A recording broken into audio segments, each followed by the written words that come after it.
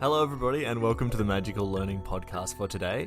As we talked about last month, each month we'll be discussing our monthly social media theme on the podcast, so you can get a better understanding from both Kanika and myself's thoughts on this.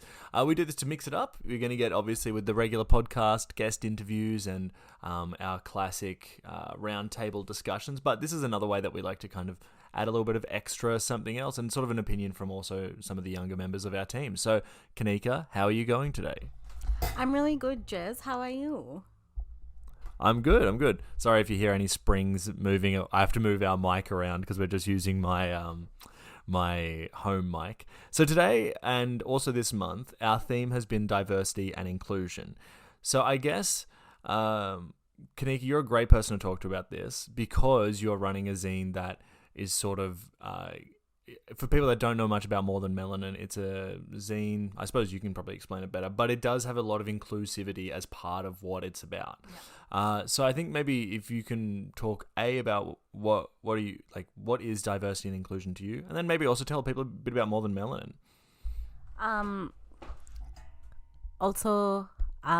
So More Than Melanin is a small literary publication, and it's where I guess I just share stories written by people from marginalized communities, especially queer people of color and women of color, because literature is not very diverse in this country.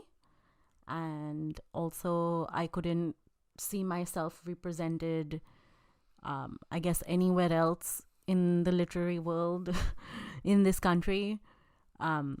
So I decided to take it upon myself to create a space for people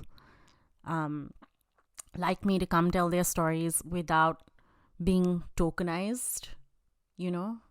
So yeah, I guess that's basically what More Than Melanin is. It's also something for me to have a lot of fun with and express my creativity.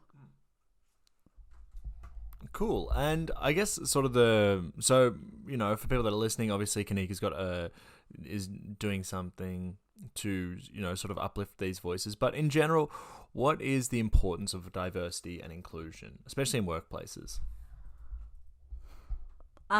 It's kind of hard for me to say because this is a relatively new concept for me, because I didn't grow up in a place with, I guess, white people. I grew up where everyone, we didn't look the same, but shades of brown, and obviously the only diversity and inclusion we needed at that time was just them having more women or more queer people, but here it looks a bit different, and I think it's because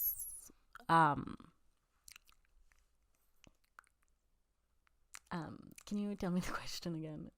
I was just going to ask what diversity and inclusion means to you. Well, I guess, sorry, I'm just flatlining a little bit today. To me, it, like, obviously I had no reference point to it until I moved here. And then when I moved here and I saw myself and I was in rooms with people professionally, I realized more often than not, I'm the only person that looks like me in this room. And that didn't necessarily feel great. But what I essentially think it is it's not even only just about having people that are racially diverse. It's about having people that are gender diverse. It's about having people that I would even say, like, maybe socio-class wise are diverse. I would say even, I guess, neurotypical wise, like we give everyone a fair go. And just everyone gets to say their piece, and everyone's thoughts and feelings and ideas are valid and considered important in any room for decisions, especially that are relevant to people like them. Yeah, and I think just kind of on the back of that neurotypical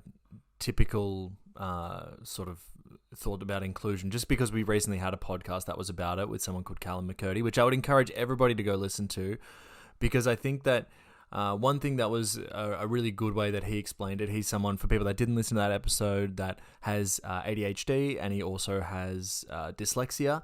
But he was talking about that, at a lot of workplaces, people may hire people that are, neuroatypical because they may want to fill a quota, or, if they want to just sort of look like they're doing something more diverse, but don't know what to do with this person in there. And he was saying that it's like, you should look at these people as an asset, because often what they have is a particular skill set that most other people on your workplace are not going to have. If you listen to his episode, he talks about where his specific strengths were, and even though he was good at other stuff, it would often take him a lot longer to do certain things that he was assigned to, and once he was given appropriate jobs, he is actually really efficient at them. And I think that to me also is the broader point of diversity and inclusion, is that it's not about trying to just like, we should just look more diverse and then have them behave exactly how we want, or we're looking just for this particular set of strengths. It's about also embracing the fact that other people will have different perspectives that will be able to help your business, or whatever you've included people in, and it will open your eyes to blind spots you otherwise might have had. I think obvious ones for me where this has stood out is, if you look at the top 3 most watched shows in Netflix history, one of them is Stranger Things, which isn't very diverse, but the other 2, one is Bridgerton and the other one is Squid Game. And if you look at that, if they just had a sort of traditional board and they didn't want to bring in inclusion, they would have missed out on 2 huge opportunities where people are interested in sort of like new perspectives and new types of culture that have been massive for them. So I guess my next question is, when it comes to people, I guess, wanting to either understand inclusion or want to, I guess, embrace it a bit more, do you have any tips for people that might be like, I'm looking around my office now, I'm starting to realize like it's not very diverse? Do you have, how do you think people should approach that question? I just want to, for a second, piggyback off of what you were saying earlier, that when we're looking at diversity and inclusion, we should make sure we're not doing it like Jez said, to be tokenistic. We're not doing it to look a certain way and come across a certain way. It's not about how you are perceived, and especially if you are making diverse hires, or just generally trying to add some different perspective to your life, you shouldn't be hiring these people or hiring people that are, I guess, different than you or considered diverse just for them to, I guess, parrot back to you what you believe. That's not the goal of it. The goal should be that you let these people, or you let the diverse people who are just like diverse in your group, actually create a safe enough space for them to share what they actually feel and what they actually believe. Because often you don't want like a black woman or a black queer woman in your workplace parroting back exactly what an 80-year-old white man wants. You want to create a space safe enough for this person to feel like they can actually share their true thoughts and feelings and ideas, and it should go beyond tokenism, beyond just how it looks. It should be about what they actually bring to the table. I feel like never hire someone with the expectation that you want them to parrot back or just like further affirm your own beliefs and ideas, but create a space safe enough, because a lot of people, myself included, I've been in spaces where people I've worked with very open-minded but not very diverse, and then I felt quite uncomfortable to actually share anything because it hasn't kind of been shown that anyone else has had the safe space to do that. But yeah, that's important. Like, diversity should not be tokenistic.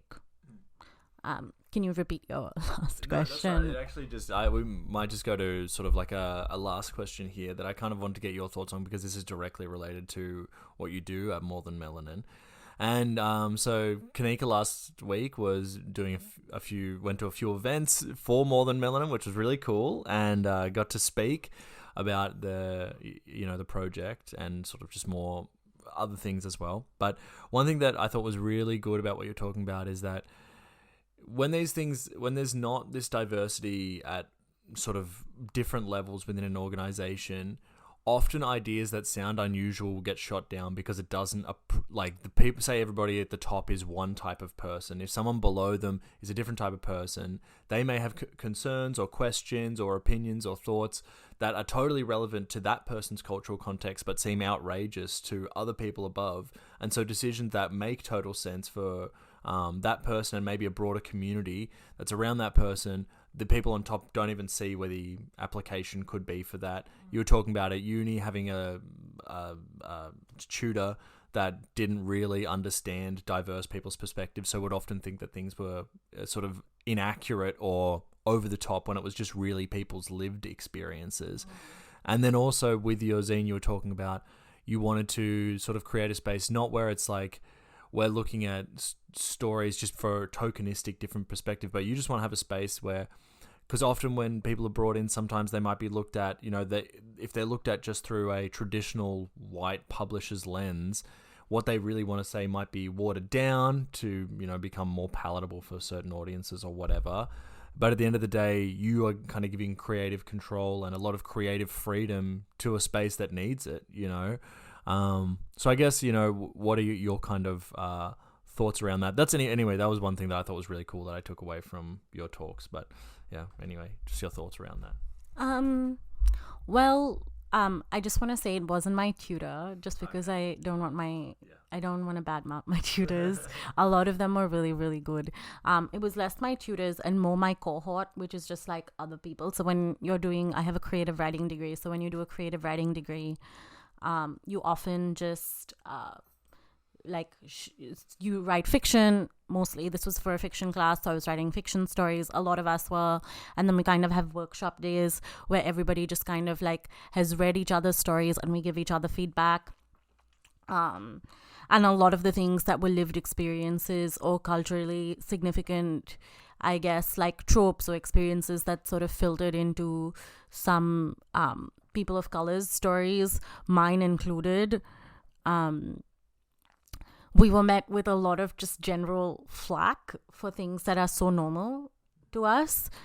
And I think the most surprising part of that is these are people that if you're a writer, a lot of time by default you're expected to read a lot, So it also begged the question to me, how many people of color have these people ever actually read in their life, that their perspective is so narrow that they're in a course about writing? I mean, I don't know. Since I was like 14 or 13, I have been reading actively, like, books from people who lived in different countries. I read books by people in Spain. I went through a Japanese literature phase. I went through a Prague literature phase, because like I was just like, I want to see the world through different people's perspectives. And often these books were written in a certain language and then translated for English. But I think these are all just such valuable things to be doing. So yeah, it was just a bit shocking that people don't already do that. But I think for me, I also don't come from a monoculture, which is why I don't think in anything, like, I think for me, I don't know, diversity comes naturally. Like, I grew up in a place where we celebrated multiple festivals for multiple different religions, multiple cultures, everything was in multiples, like nothing was monolithic. So I don't know. Yeah, I guess I don't know what closing thoughts to have on this. I don't know what your question is. That's okay. Well, I mean, I guess that's just kind of been our just quick thoughts on it, on our monthly theme. I hope you've enjoyed this podcast as well. I think it's been fun. It's been interesting, and I like to mix up our little podcast feed with these. Do you have any final thoughts that you want to say before we go? I guess just to hit my previous point home, if you do want to hire people and be more diverse, make sure you're doing it not for just like how you're perceived, but the ideas you want as well. And just because something applies to one group doesn't mean it applies to all groups. Question yourself as well. Question any biases you might have. Question why you have those biases. I feel like a good way to start doing any work towards this is like question why you. It's not like if you don't have a diverse organization, question why you don't have a diverse organization. Question, like, ask yourself why. But yeah, my biggest thing is question everything. Question all your beliefs and ask yourself why you believe them. Ask yourself why you're not already doing a certain thing. Yeah.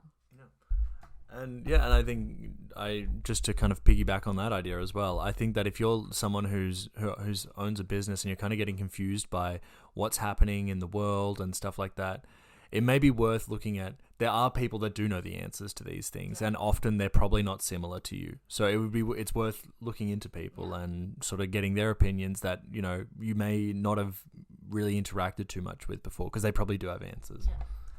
Also, if you are curious about how to actually, like what Jez said, you can hire people, but also make sure you're not hiring someone, like, for example, like a really rich old like white man to talk to you about diversity. The best way to learn about diversity and inclusion is from the people who are being excluded and who previously haven't been at the forefront. So if you want to know how to be a better Indigenous First Nations ally, hire a First Nations person. If you want to know how you can, I guess, hire more women of color, get a woman of color to come do the training, get the people who like are closest representations of the groups you want to understand better to do that. And also read diversely.